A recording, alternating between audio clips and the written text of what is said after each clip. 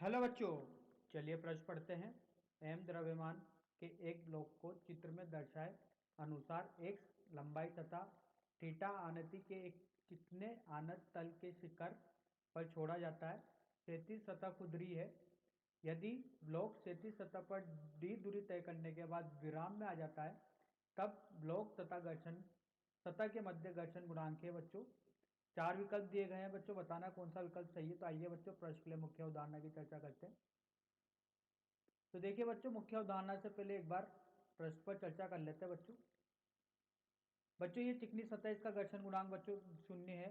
इसका घर्षण गुणांक बच्चों ये खुरदरी सतह, इसका घर्षण गुणांक वो है। इसको विराम अवस्था से छोड़ा है तो इसका वेग कितना हो गया, शून्य होगा। और यहाँ पर आने के बाद रुक जाता है तो इसका भी वेग क्या हो जाएगा बच्चों, शून्य हो जाएगा। बताना है बच्चों, यहाँ पर जब ब्लॉक आ जाता है इस स्थिति में, तो ये ब्लॉक आने पर कितनी दूरी तय करेगा। बच्चों ये दूरी दी गई है एक्स, ये दूरी दी गई है पूरी बी दी गई है। तो देखिए बच्चों, मुख्य उदाहरण में चर्चा करते हैं बच्चों कार्य ऊर्जा प्रमेय की। कार्य ऊर्जा प्रमेय पर आधारित है बच्चों ये। तो देखिए बच्चों, कार्य ऊर्जा प्रमेय में बताया जाता है बच्चों सभी बलों द्वारा किया गया कार्य। बच्चों सभी बलों में संरक्षी बल भी आते हैं, असंरक्षी बल भी आते हैं और बाह्य बल भी आते हैं। तो सभी बलों द्वारा किया गया कार्य बच्चों, एक निकाय में एक से ज्यादा बल उपस्थित होते हैं, ये बराबर होता है बच्चों गतिज ऊर्जा में परिवर्तन के। तो कार्य बराबर हो गया गतिज ऊर्जा में परिवर्तन के। तो देखिए बच्चों, इस निकाय में जब ये बच्चों ये ए बी और ये को सी स्थिति नाम देते हैं बच्चों। तो देखिए बच्चों, ए से बी तक में घर्षण अनुपस्थित है। इधर बच्चों संरक्षी बल कार्यरत है जो कि बच्चों इसका भार है। और बी से सी में बच्चों असंरक्षी बल है जो कि घर्षण बल होगा बच्चों।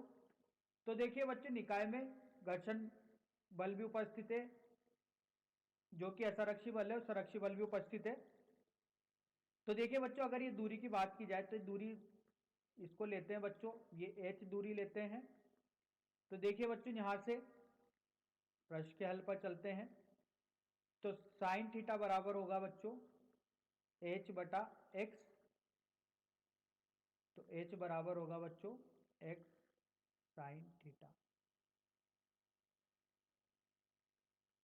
अब देखिए बच्चों, कार्य ऊर्जा प्रमेय लगाते हैं। तो बच्चों ए से सी तक, जब ये ए से बी आएगा फिर बी से सी आएगा। तो देखिए ए से बी पर आने पर बच्चों केवल यहां पर गतिज ऊर्जा में परिवर्तन हो रहा है। तो देखिए बच्चों, अगर ए से सी तक की बात की जाए तो इसके पास होगी बच्चों स्थितिज ऊर्जा।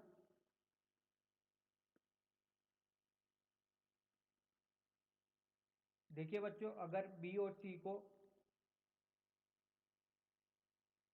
रेफरेंस बिंदु मान ले, निर्देश बिंदु मान ले, तो ए से बी तक की या बी से सी तक की स्थितिज ऊर्जा, ए से बी तक ही लेते हैं बच्चों, ए से बी तक की स्थितिज ऊर्जा होगी। और बच्चों यहां पर बी से सी तक घर्षण बल द्वारा किया गया कार्य होगा।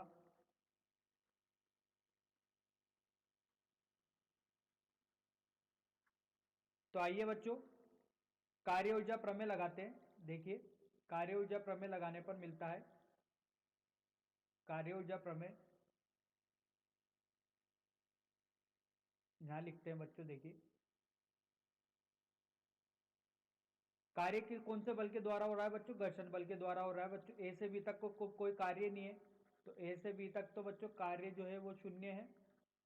बी से सी तक बच्चों घर्षण बल द्वारा किया गया कार्य हो रहा है, तो वो कितना हो रहा है बच्चों, डब्ल्यू बराबर म्यू एम जी गुणा डी। देखिए बच्चों,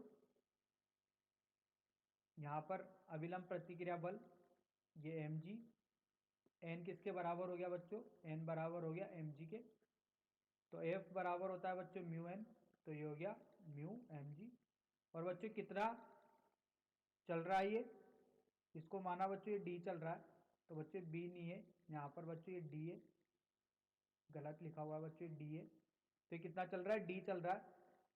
इसके अलावा बच्चों कोई भी बल यहाँ पर नहीं है जिसके द्वारा कार्य हो, केवल घर्षण बल द्वारा किया गया कार्य ये हो रहा है बच्चों म्यू एम जी डी ये बराबर होगा बच्चों स्थितिज ऊर्जा mgh के बराबर।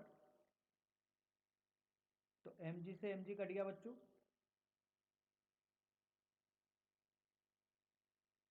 तो h की जगह लिख सकते हैं,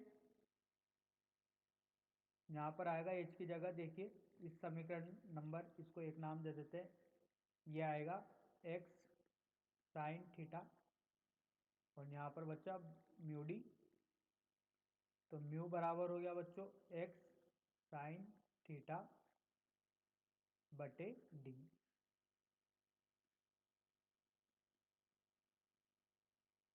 तो आइए बच्चों सही विकल्प का चयन करते हैं, म्यू बराबर एक साइन थीटा बटे डी, यही पूछा गया था बच्चों घर्षण गुणांक म्यू का मान। तो एक साइन थीटा बटे डी तीसरा विकल्प सही होगा। आशा करता हूँ बच्चों आपको यह समझ में आया होगा। धन्यवाद।